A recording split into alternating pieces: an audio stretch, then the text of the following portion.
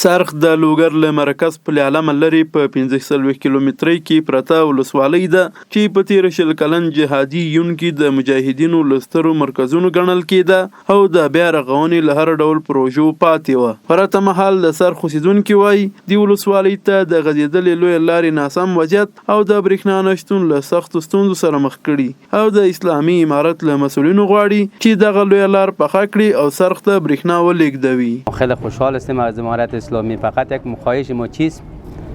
اینم یک سرک است، سرک و برق.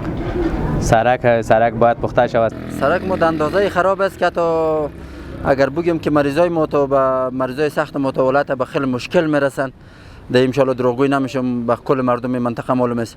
خودشان هر روز میبینند، خودشان هم میبینند که سرک خراب است. باید کوشش کنند که سرک ما را جور کنند. اگر در 20 دقیقه میرسه مال در 1 ساعت دولت نمیرسه. مسئولین هم په دغو برخو کې د سرخ ولسوالۍ د اوسیدونکو د ستونزو د درک خبره کوي او زیاتوي چې د حل په موخه له اړوند وزارتونو سره شریکي کړي او لري نه د سو اجرات پرې وشي. او د سرخ په باره کې یې موږ نه د پرېښې دا کوشش موږ جاري ساتلی ده، ځکه سرخ ته موږ په اوته کې ورځو ګورو چې لارې خرابه ده، د برق سیستم یې نه ده ورغلی، دغه موږ په سترګو وینو او مشرانو ته رسولی.